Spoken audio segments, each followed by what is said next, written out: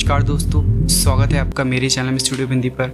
आज की इस वीडियो में हम बरमूडा ट्रायंगल से जुड़ी कुछ बातों का जिक्र करेंगे और ये भी जानेंगे कि क्या बरमूडा ट्रायंगल के राज से पर्दा उठाया जा चुका है। तो वीडियो को पूरा देखें और अगर आपको हमारी वीडियोस अच्छी लगती हैं उन्हें लाइक और शेयर जरूर करें। और अगर आप हमारे चैनल पर नए हैं तो इसे सब्सक्राइब करना ना भूलें। दोस्तों, हम सभी जानते हैं कि बरमूडा ट्रायंगल बड़े लंबे समय से चर्चा का विषय बना हुआ है।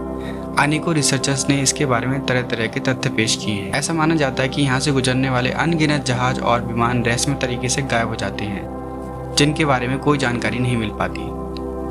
बरमूडा ट्रायंगल को डेविल्स ट्रायंगल भी कहते हैं कि यहाँ पर उन खोए हुए जहाजों को ढूंढने के लिए गई रेस्क्यू टीम्स भी रहस्यमय तरीके से गायब हो चुकी। इस क्षेत्र का अनुमान लगाना थोड़ा मुश्किल है, बस ये क्षेत्र अनुमानित सीमा पर आधारित है। Bermuda triangle north Atlantic ocean के पश्चिमी हिस्से में स्थित है।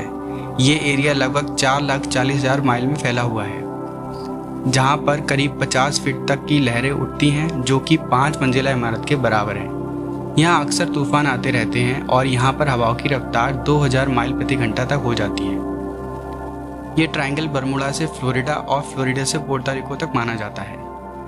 ये एरिया दुनिया की काफ़ी बिजी पानी के रास्तों में से एक है, जहां से अनेकों मालवाहक जहाज अमेरिका और यूरोप की तरफ गुजरते हैं, जिनके अचानक गुम हो जाने का खतरा बना रहता है। इसमें अब तक 50 से भी अधिक हवाई जहाज और 20 पानी के जहाज रहस्यमय तरीके से गायब हो चुके हैं। हालांकि ये आंकड़े इससे भी ज़्यादा हैं, जिनमें से कुछ का अब तक मलबा तक नहीं मिला। ऐसा होने के पीछे लोग इसे एलियन थ्योरी से भी जोड़ते हैं। लोगों का मानना है कि यहाँ पर एलियंस ने अपने सीक्रेट बेस बना रखे हैं, जहाँ पर वो आते रहते हैं और एक्सपेरिमेंट्स करते हैं।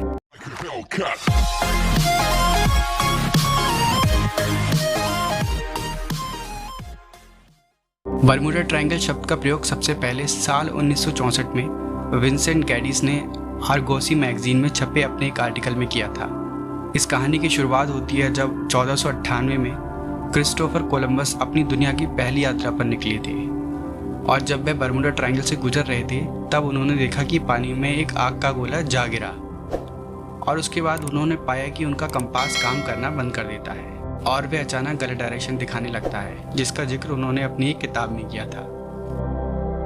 5 दिसंबर सन 1945 को टीवीएम एवेंजर्स टॉर्पीडो बॉम्बर्स हवाई जहाज़ों का एक ग्रुप, जिसे फ्लाइट 19 कहा जाता था, उसने अपने रूटीन फ्लाइट ट्रेनिंग के लिए नेवल एयर स्टेशन फ्लोरिडा से उड़ान भरी। फ्लाइट लीडर चार्ल्स टेलर, जो कि एक एक्सपीरियंस पायलट थे, और उनका फ्लाइंग आवर भी करीब 2500 घंटे का था। वे सभी जब उड़ान भर रहे थे तब अचानक उनकी कंपास ने काम करना बंद कर दिया। उन्होंने रेडियो पर इसकी जानकारी दी। वो अब दिशा भटक चुके थे। वो तब तक उड़ते रहे जब तक उनकी टैंक में 10 गैलन फ्यूल नहीं रह गया। उसके बाद उन्होंने समुद्र में क्रैश लैंडिंग करने का फैसला किया। उनके रेडियो कम्युनिकेशन धीरे धीरे फेल हो रहे थे और कुछ देर बाद एक लॉन्ग स्टैटिक बीप सुनाई दी। नेवी ने सर्च ऑपरेशन के लिए करीब 300 बोट्स और प्लेन्स को भेजा। ये सर्च ऑपरेशंस कई दिन चला, लेकिन फ्लाइट 19 और उनके करीब 13 मेंबर्स के क्रू का कुछ पता नहीं चल पाया। 1960 और 70 के दशक में छपी पल्प मैगजीन और राइटर विंसेंट गैडी चार्ल्स बर्लेट्स ने एक आइडिया दिया कि बरमूडा ट्रायंगल एक हाई रिस्क एरिया है, जहां पर मैकेनिकल फेलियर्स की संभावना अधिक रहती है। कुछ मैगजीन्स में कहा गया कि इन सब के पीछे मैग्नेटिक एनोमलीज, पैरेलल डायमेंशन और एलियन अबडक्शन का रोल है। ऐसी एक घटना सन 1918 में हुई थी, जब पानी का एक जहाज यूएसएस साइक्लॉप्स ब्राज़ील से अपनी यात्रा से वापस लौट रहा था। वो अचानक गुम हो जाता है। इसमें करीब 306 क्रू मेंबर्स ऑन बोर्ड थे, जिनका आज तक कोई पता नहीं चल पाया। ऐसा माना गया है कि यह जहाज जर्मन सबमरीन के द्वारा डुबो दिया गया था, क्योंकि वो वॉर टाइम का समय था जब प्रथम विश्व युद्ध लड़ा जा रहा था। लेकिन इसका कोई भी मलबा नहीं मिला, जिससे इसके डूबने या गायब होने के कारण का कोई पता नहीं चल पाया। मैरी सेलेस्टे जहाज की घटना सबसे फेमस इंसिडेंट थी जो बरमूडा ट्रायंगल में घटी थी। 4 दिसंबर 1872 को यह जहाज अटलांटिक ओशन से काफ़ी दूर एक अलग स्थान पर पाया गया। इस जहाज में सारी कीमती चीज़ें अपनी जगह पर रखी थी, जिसमें शराब के कुछ बैरल्स भी थे। इस जहाज में 7 क्रू मेंबर्स ऑन बोर्ड थे, जिसमें जहाज के कैप्टन बेंजामिन ब्रिक्स, उनकी वाइफ और उनकी 2 साल की बेटी भी शामिल थी। अगले ही दिन वहाँ से गुजर रहे एक ब्रिटिश शिप द ग्रेशिया को मैरी सेलेस्टे अटलांटिक ओशन में एजोर्स आइलैंड के पास क्रू मेंबर्स का कोई नामो निशान नहीं था और उसमें रखी लाइफ बोट भी मिसिंग थी। 9 शराब के बैरल्स खाली थे और डेक पर एक तलवार रखी थी। इसके बाद जो थ्योरी सामने आई उनमें समुद्री लुटेरों का जिक्र था। कुछ का मानना था कि ये जायंट स्क्विड का हमला हो सकता है या फिर एलियन द्वारा किडनैप किया जाना, लेकिन कोई थ्योरीज इसका पता नहीं लगा पाई कि आखिर एक जहाज जो कि पूरी तरीके से ठीक है उसको उसके क्रू मेंबर छोड़कर कहाँ जा सकते हैं।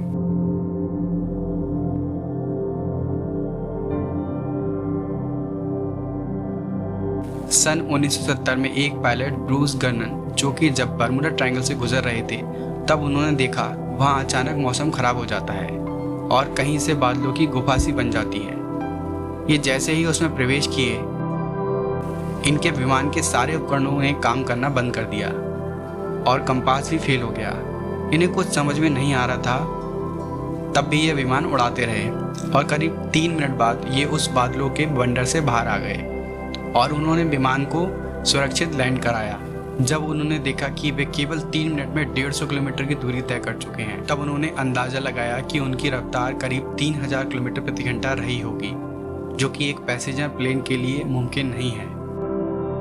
सन 2015 में घटी एक ऐसी ही घटना जिसमें बर्मुडा ट्रायंगल में एक और जहाज समा गया।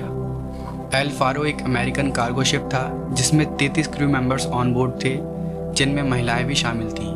ये जहाज अटलांटिक सागर में आए हरिकेन जोकिन की वजह से डूब गया था। बाद में इस जहाज के रैकेज करीब 15,500 फीट की गहराई में मिले, लेकिन 33 क्रू मेंबर्स का कुछ पता नहीं चल पाया। रिसर्चर्स की माने तो उन्होंने ऐसा होने के पीछे कारणों को खोज लिया है।